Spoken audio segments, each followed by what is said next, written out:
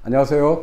자, 지난 시간에 이제 그 붕당의 시대 그 첫 번째 시간을 했는데요. 오늘은 그 두 번째 시간, 그 남인과 북인의 분열, 그 남명 조식의 경과 의라고 하는 주제를 가지고 풀어보도록 하겠습니다. 조선이 그 이제 선조가 즉위하면서 이른바 붕당의 시대로 이제 접어들었다. 그래서 이제 그 붕당이라고 하는 게 이제 처음에 훈구 세력에 대한 태도를 놓고 강경파와 온건파로 나뉘게 되면서 크게 이제 동인과 서인으로 이제 분열하게 됐다라고 말씀드렸죠. 당시에 이제 그 서인을 대표했던 인물로는 이제 그 율곡이, 이 동인 같은 경우는 이제 그 퇴계 이왕을 말씀드렸는데, 사실 이 동인이라고 하는 이 정치 세력은 조금 복잡합니다.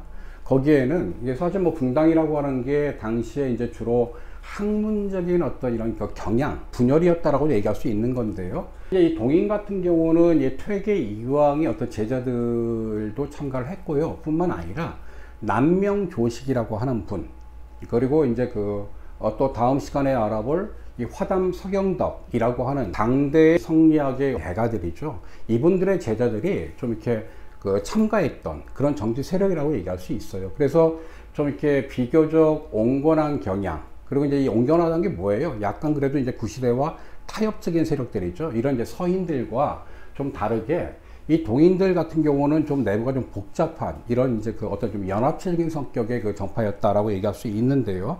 이 동인을 이루었던 그 대표적인 이제 그 세력이었던 이 그 퇴계의 제자들과 이 남명 조식의 제자들이 뒤에 가서 이게 분열이 됩니다. 그 분열이 뭐냐면 소위 얘기하는 남인과 북인으로 분열되는 거예요. 그래서 퇴계의 제자 같은 경우는 이제 남인이 되고요. 그 대표적인 인물이 이제 여러분도 잘 아시는 유성룡이 이제 그 남인을 대표하는 인물이라고 할 수 있고, 북인을 대표하는 인물은 이제 이산해라고 얘기할 수 있는 거죠. 북인의 어떤 이 사성적 지도자라고 할까? 그분이 바로 이 남명 조식이라고 하는 분입니다. 그래서 오늘 시간에는 동인의 어떤 분열에 대해서 조금 더 알아보고요. 그리고 실제 그 각각을 대표했던 당시에 이제 어떤 사성적 지주라고 할 수 있었던 이 그 퇴계와 남명을 서로 좀 비교해 보면서, 특히 이제 그 뭐 퇴계는 지난 시간에 다뤘기 때문에 오늘은 이 남명 조식이라고 하는 좀 약간 잘 알려지지 않았지만 저는 개인적으로 굉장히 좀 좋아하는 분입니다. 그리고 이분의 이제 어떤 이런 좀 학문적 경향이 지금 사라진 게 사실은 조선의 사상사에서 저는 굉장히 좀 아쉬운 지점이라고 생각하는데, 먼저 이 동인의 분열에 대해서 좀 간단하게 살펴보겠습니다. 이제 서인과 동인으로 이렇게 나눠졌는데, 이게 사실은 다 같은 이제 살인파들이었단 말이에요. 그러니까 사실은 보면 이들이 그렇게 뭐 심각하게 싸웠겠냐라고 하는 이런 의문을 가질 수가 있어요. 당시 살인도 마찬가지예요. 뭐 같은 이제 훈구한테 탄압을 받던 세력이었는데, 이제 막상 이렇게 주요 정치 세력이 등장하자마자 이분들이 서로 분열하는데, 이 싸움이 단순하게 어떤 이런 그 말싸움이 아니라 뒤에 가서는 죽고 죽이는 싸움으로 돼요.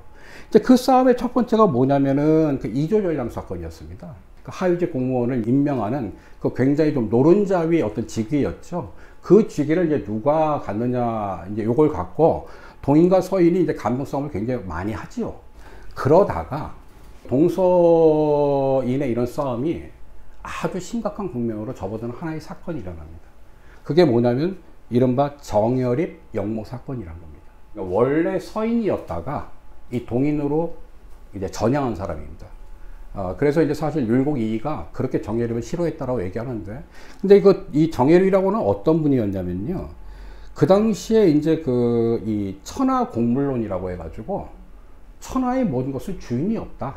모두가 그 천하의 주인이다라고 하는 이런 주장을 했던 사람이에요. 성리학이라고 하는 것이 굉장히 좀 보수적인 이념으로 많이 알고 있지만, 성리학 안에서도 굉장히 급진적이고 진보적인 어떤 주장들이 있거든요. 그 대표적인 게 뭐예요? 바로 맹자의 민본주의거든요. 그리고 결국 그게 뭐냐면 무능한 왕은 바꿀 수도 있다 라고 얘기하는 소위 역성혁명, 이 사상인데, 사실 제가 볼 때 이 그 정여립의 천하 공물론 같은 경우는 거기서 한 발 더 나아간 이런 저는 사상이라고 생각합니다. 물론 이게 사상으로까지는 가지 못했다고 생각을 하지만, 어쨌든 우리가 현대 민주주의의 어떤 근간이라고 하는 소위 이 공화주의의 단초가 저는 이 정여립의 주장에 있다라고 이제 생각을 하거든요. 근데 이 정여립이라는 사람이 또 독특한 사람이, 당시 이제 그 대동대라고 해가지고요, 이 신분을 망라하고 모두 모여가지고 이렇게 그 어떤 대를 만들었어요. 그리고 여기서 뭐냐면 당시 왜구들의 침입도 많고, 그 다음에 또 토착 왜구들이 좀 있었는데, 그러니까 이거를 막아내는 이런 그 군사훈련을 했던 거예요. 근데 이런 게 당시에 이제 그 이 서인과 동인이 서로 이런 감정의 골이 깊어지고 정책 대결이 되는 과정에서 하나의 뭐가 돼요? 건수가 되는 거죠. 쉽게 얘기하면. 그래가지고 이제 이 정렬입이 이제 역모를 도모한다라고 하는 이런 이제 그 이 서인들이 주장을 하면서 동인들이 아주 대거 숙청당하는. 근데 이게 단순히 유배관으로 끝나는 게 아니라 굉장히 많이 죽어요. 막 고문도 심하게 하고 뭐 등등 이런 일이 벌어집니다. 이러면서 동인과 서인들의 갈등은 거의 돌아올 수 없는 뭐 이런 이제 그 상황으로까지 굉장히 격화되는데 재미난 건요. 이 과정에서 아까 동인이라고 하는 거는 하나의 단일한 세력이 아니라고 그랬죠. 여기에는 이제 퇴계의 제자들, 남명의 제자들, 그 다음에 뭐 서경덕의 제자들, 뭐 이런 식으로 이제 여러 세력이 모였는데 동인 안에서조차도 분열이 시작되는 거예요. 이제 그 이 정립 사건을 계기로 해가지고 당시에 그 서인 쪽에서 이제 그 맹렬한 활약했던 사람이 누구냐면 송강정철이라는 사람입니다. 보면은 이제 그 정립 사건의 이제 수사 책임자였던 거죠. 그래서 이제 칼을 막 휘두릅니다. 그런데 이제 얘가 무슨 실수를 하냐면 선조한테 이제 좀 이렇게 뭐라고 할까 세자를 이제 좀 임명하라고 소위 권력이 가장 민감한 얘기를 과감하게 한 거예요. 근데 이제 뭐 선조는 만만한 사람이 아니거든요. 또 이게 너른 사람이 아닙니다. 그걸 빌미로 해가지고 서인들을 실각시키고 동인들을 집권하게 합니다. 그러니까 정렬입 사건으로 한바탕 당했던 이런 동인들이 가만히 있겠습니까? 아니죠. 이제 서인들을 작살내야겠다라고 이렇게 하는데 항상 그런 과거의 세력들을 단죄하는 과정에서는 두 개의 경향이 나타난다고 했죠. 뭐겠어요? 하나는 강경파, 하나는 온건파가 여기서 나이치게 되는 거예요. 바로 그때 이 퇴계의 어떤 이 제자들이 소위 얘기는 온건파가 됩니다. 아니, 우리가 그냥 남이가, 그러니까 적당히 앞장섰던 애들만 좀 이렇게 대충 좀 하고 좀 타협하자. 이런 세력들이 저 남인을 형성하게 되는 거고요. 아니다. 이게 보복을 해야 된다. 동지들에 대한 어떤 이 보복을 해야 된다. 서인의 어떤 씨를 말려야 된다. 라고 이렇게 강경하게 나온 세력들이 바로 남명 조식의 제자들이었고요. 그들이 바로 좀 북인을 이루게 되는 거예요. 근데 당시에 이제 선조가 그 이제 누굴 손을 들어주냐면 남인의 손을 들어줘요. 그래가지고 이제 유성룡의 이제 이런 정권이 열리게 되는 거예요. 근데 그때 조선은 무슨 일이 벌어집니까? 바로 이제 조선사의 가장 최고의 비극이라고 할 수 있는 임진왜란이 일어나게 되는 거죠. 근데 이제 그 임진왜란 과정에서 저 동인의 책임이 있거든요. 특히 동인 중에서도 남인의 책임이 있거든요. 그래서 유성룡이 집권했지만 유성룡이 오래 못 갑니다. 사실은 조선을 지킨 건 누구였어요? 의병들이었죠. 그 의병들이 주되게 다 남명 조식의 이 제자들이었어요. 그러니까 전체적으로 북인의 입김이 강해질 수밖에 없는 거예요. 게다가 또 이제 뭐 또 뒤에 알아보겠지만 당시에 이제 그 이 선조는 저기 어디야 신의주까지 도망가는 동안 소위 분조를 해가지고 이 조선에서 버텼던 세력들, 그게 누굽니까? 광해군을 비롯해서 광해군을 지지했던 세력들이 주로 이제 북인이었거든요. 그래서 북인이 이제 권력을 잡게 됩니다. 그러면서 그때부터 저기 광해군 시대까지 소위 북인 정권의 시대가 열리게 되는 거예요. 바로 그 배경이 되는 사람이 바로 이 그 남명 조식이 되는 거고요. 근데 이제 그 과정에서 이게 단순하게 서인만 적이 되는 게 아니라 저 남인까지 북인의 적이 돼버리죠. 이게 이제 대체로 이 붕당이 흘러가는 모양이었던 거죠. 그런데 이제 여기서 이제 두 사람, 그 각각의 이제 남인과 북인을 대표했던 두 명의 이제 어떤 학자이자 사상가이자, 그러니까 정치인을 비교하는 건 굉장히 재밌습니다. 자, 남명 조식이라고 하는 분이 굉장히 재미난 분입니다. 근데 이 두 분이 동갑내기예요. 같은 1501년생이기 때문에 신유년. 그래서 띠가 서로 아주 날카롭습니다. 이렇게. 그런데 이제 남명 조식은 6월 26일생. 그러니까 퇴계 이황 선생보다 조금 이제 위죠. 그래서 을민영, 계묘월, 병진, 시 이렇게 이제 사주가 나옵니다. 자, 이 두 분이 어떤 분들이냐? 아마 제가 볼 때는 조선사의 라이벌이 굉장히 많이 나오거든요. 저는 그 라이벌 구도에서 가장 이 대표적인 라이벌이 저는 이 두 분이었다고 생각해요. 이제 퇴계 이황 같은 경우는 이제 영남 그 어디야 그 우도, 그 이게 영남 좌도 이렇게 해가지고 쉽게 말하면 여기가 이제 좀 경상북도 쪽. 그 다음에 이제 남도 쪽, 경상남도 쪽, 이렇게 이제 나눌 수 있는 거거든요. 그 각각을 대표하는 이제 학문의 어떤 이제 고봉들이었던 거예요. 그러면 같은 영남이니까 서로 이렇게 친할 수도 있겠다라고 생각하잖아요. 근데 한 번도 안 만났대잖아요. 둘이. 그럴 정도로, 그리고 서로 이제 편조로만 주고받고, 뭐 이랬던 학문적인 어떤 라이벌이었죠. 실제로 주장이 완전히 다릅니다. 둘 다 똑같은 성리학자들인데, 그 성리학을 해석이 완전히 달랐어요. 그리고 정치적으로는 그들의 각각 제자가 남인과 북인으로 갈리면서 정치적으로까지도 굉장히 이 라이벌 구도를 형성했던 거죠. 자, 그러면 이 두 분들은 어떠한 차이가 있었는가라고 하면요. 보통 이제 이 이황 선생 같은 경우는, 퇴계 같은 경우는 뭐 앞서도 얘기했지만 이제 주의론자였다고 얘기했고요. 상당히 좀 이론적인, 성리학을 이론적으로 해석하는 것을 중시했던 그런 어떤 학풍을 갖고 있었던 분이에요. 반면에 남명 조식 같은 경우는 이 성리학이라고 하는 거를 이론적으로만 해석하려고 하는 경향에 대해서 굉장히 비판적이었던 이런 인물입니다. 그 말은 뭐예요? 성리학을 실천적으로 해석하고 실천적으로 적용을 해야 된다라고 주장했던 분이라는 거예요. 남명 선생 같은 경우는 이 당시에 이제 보면 이렇게 주의론, 주기론, 그리고 사단, 칠정, 논쟁, 이런 여러 이제 성리학의 어떤 그런 철학적인 주제에 관한 논쟁들이 많았단 말이에요. 이런 거에 대해서 굉장히 냉소적인 태도를 취했어요. 그래서 뭐라고 얘기했냐면, 빗질도 하지 못하는 놈들이, 입으로만 천리를 논한다. 이런 거는 그러니까 학자의 태도가 아니다. 라고 얘기를 한 거예요.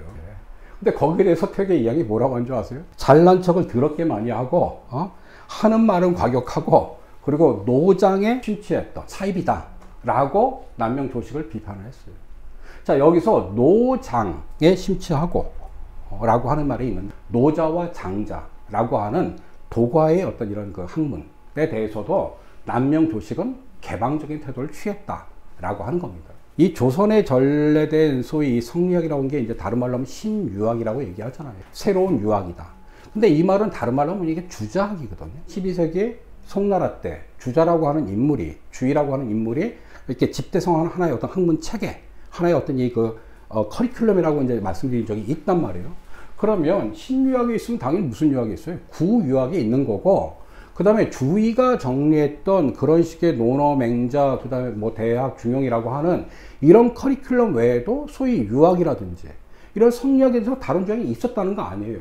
실제로 주자가 죽고 나서 얼마 지나지 않아서 소위 이제 왕수인이라고 하는 사람이 양명애라고 하는 이 성리학을 또 다르게 해석하는 이런 주장도 이미 조선에 다 전래가 됐던 거거든요. 이건 달라요. 그런데 이제 퇴계 같은 경우는 그런 성리학의 근본, 그걸 이론적으로 해명하지 않고서는 함부로 행동해서는 안 된다 라고 하는 좀 이런 태도를 취했다라고 하면, 남명 같은 경우는 어떤 좀 양명학과 좀 비슷하게 실천 속에서 진리를 찾아야지 책이나 본다고 그게 되느냐라고 하는 이런 주장을 했던 분이라는 거예요. 그러니까 여기서 뭐예요? 기본적으로 저 남인과 북인이라고 하는, 그러니까 그들의 제자들이 했던 이 경향의 흐름을 알 수 있는 거죠. 사주를 이제 여기서 보자고요. 그러면 퇴계 이하면 사주가 어떻습니까? 토, 금, 수로 이루어져서 전체의 음의 기운, 음은 뭐라고 했어요? 수용하는 기운이라고 했잖아요. 해석하는 거, 기억하는 거, 저장하는 거, 뭔가 이런 거에 하는 반면, 자, 남명 조식 선생의 이 사주는 어떻습니까? 역시 율곡과 비스무리하게 목화통수 오행을 다 갖고 있죠. 게다가 일주가 없었으니까 개묘라고 해가지고 수생목, 옆에 다 목의 기운들이 강하죠. 그 옆에 지금 빨갛게 지금 그 불도 하나 있고 해서 아기자기하잖아요. 뭔가 보면 이건 목화의 기운이 강하잖아요. 그러니까 자기 자신은 일주가 이제 개수라고 해서 굉장히 차갑고 냉정한 이런 이제 그 음수이긴 하지만, 주변의 글자들이 목화로 이루어지니까 전체로 내 기운을 발산하는 좀 이런 어떤 이 모양인 거죠. 여기서 사실은 이론적인 학풍과 실천적인 학풍의 차이가 드러난다라고 얘기할 수 있는 거고요. 퇴계하고 남명 같은 경우는 이 공부를 하고 공부를 가르치는 방식이 완전히 달랐대요. 그 뭐냐면, 퇴계 같은 경우는 이 글을 쭉 읽다가 어디 한 군데 이해 안 되잖아요? 그럼 얘는 진도를 못 나가는 거예요. 그거를 완전히 읽고 자기가 해석할 때까지 멈추는 반면, 남명 같은 경우는 쭉 그냥 이게 전체 맥락을 보는 거지. 그런 구절에 어떤 이런 얽매이지 않고 전체적으로 무슨 주장을 하는가, 이런 맥락을 파악하는 공부를 했다고 하고, 당연히 그러니까 퇴계하고 남명 같은 경우는 어떻게 후배들을 가르쳤겠어요? 퇴계 같은 경우는 한 줄 한 줄 읽어가면서 그 뜻을 갖다 하나하나씩 전부 다 이렇게 해석해주는 식의 어떤 강론을 했다라고 하면, 남명 같은 경우는 주로 질문을 했다고 하지 않습니까? 그러니까 제자들이 스스로 이해하게끔 던지주는 이런 식의 어떤 그 강론을 했다라고 하는 차이가 나오는 거죠. 이런 붕당의 시대라고 하는 게 어떻게 보면은 굉장히 좀 정당한 분열이라고도 얘기할 수 있으면서, 다른 한편에서 보면은 이제 조선이라고 하는 사회가 이념과 정치라고 하는 측면에서는 이 성리학, 그 성리학에서도 사실은 주자학이라고 하는 하나의 편협한 학파의 학문이 이게 어떤 주류의 사상으로 또 그리고 그것이 하나의 정치적 주류로 이렇게 저는 좀 강화되는 과정이었다라고 해석을 하거든요. 저는 이게 굉장히 좀 아쉽다고 생각을 해요. 그러니까 적어도 남명 조실 그리고 다음에 알아볼 허담 서경덕 이런 분들이 살아있던 시대까지만 하더라도 사실 조선에는 다양한 사상들이 공존하고 있었던 거예요. 그리고 그 속에서는 남명 조실과 같은 실천적인 학풍의 그런 성리학자들도 있었던 거고 또 이것이 정치적 세력을 형성하고 있었던 겁니다. 근데 문제는 이런 남명 조식의 어떤 이런 학풍들이 사라지게 돼요. 그게 사실은 정치하고 무관하지 않은 거예요. 그러니까 남인과 북인이라고 한 게 이제 이 뭐 분열하는 과정에서 결국은 북인이 임진왜란 과정에서는 집권 세력이 됐다고 얘기했단 말이에요. 그러고 나서 당연히 임진왜란이 끝나고 나서 누가 집권했습니까? 광해가 즉위를 하면서 소위 얘기하는 북인 정권이 이제 형성이 된 거거든요. 근데 그 북인 정권이 또 부여를 해요. 거기서도. 그러니까 사실 이제 북인이 딱 집권하면서 서인과 남인은 완전히 찬밥 신세가 된 거거든요. 당시에 이제 찬밥 신세가 된다는 건 뭐예요? 관직에 못 올라간다는 거 아니에요. 관직의 수조 제한되어 있는데 그래서 위기감을 많이 느꼈는데 그 과정에서 북인들이 사실은 뭐 정치를 잘했어야죠. 그런데 정치를 못했어요. 못했을 뿐만 아니라 자기들 안에서도 분열하게 돼요.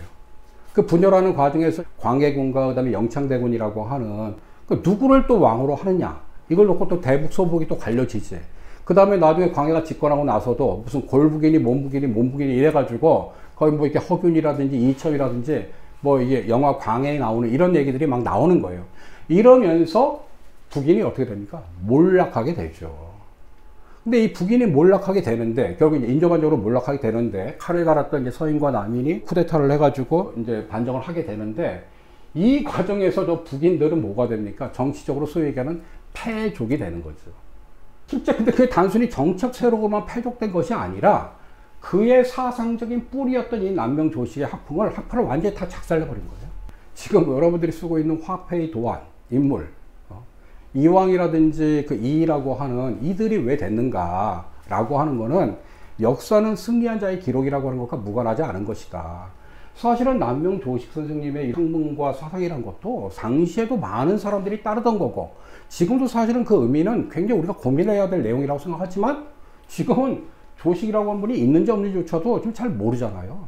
겨우 향토사학 쪽에서나 지금 얘기를 하고 있는 이 와중이거든요.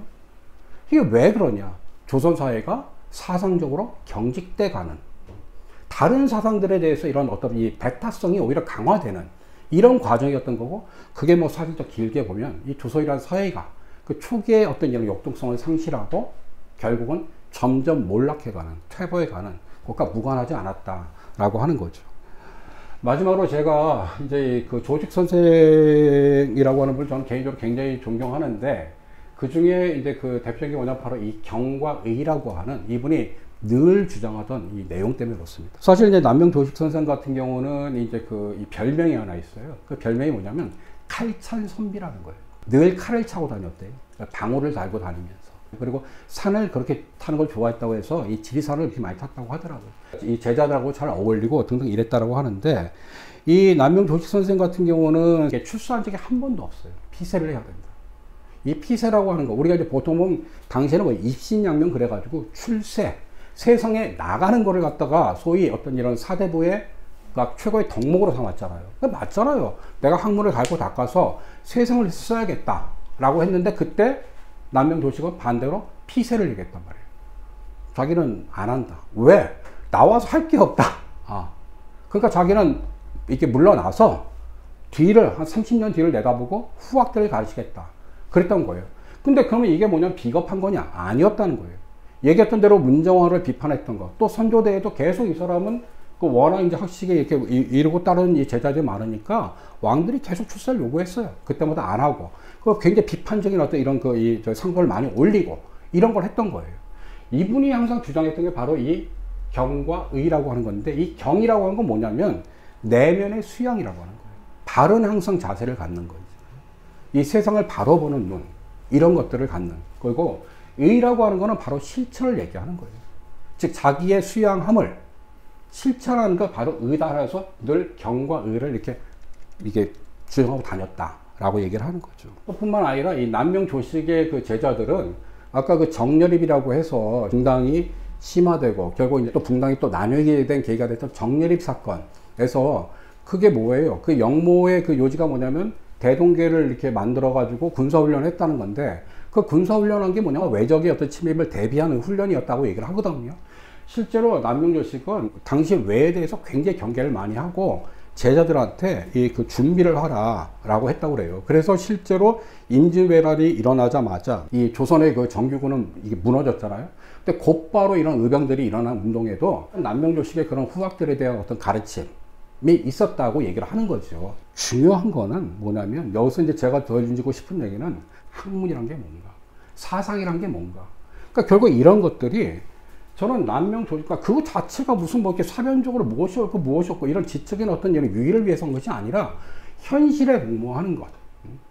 그러니까 이 시대를 살아가는 어떤 다수의 사람들에게 필요한 게 뭔지를 우리가 실천적으로 찾아 나가는 그런 식의 학문이 필요한 건데, 사실 그런 걸 몸소 실천했던 분이 바로 저 남명조직 선생이었다. 그런데 그것이 이런 어떤 이 붕당의 과정에서 밀려나고 그래서 잊혀진 거는 역사 속에서 정말 아쉬운 대목이 아닌가. 좀 이 남명조식이라고 하는 분에 대해서 한번 좀 이렇게 알아보고 공부를 해보는 그런 계기가 되었으면 좋겠다라고 하는 말씀으로 오늘 얘기는 마무리하도록 하겠습니다.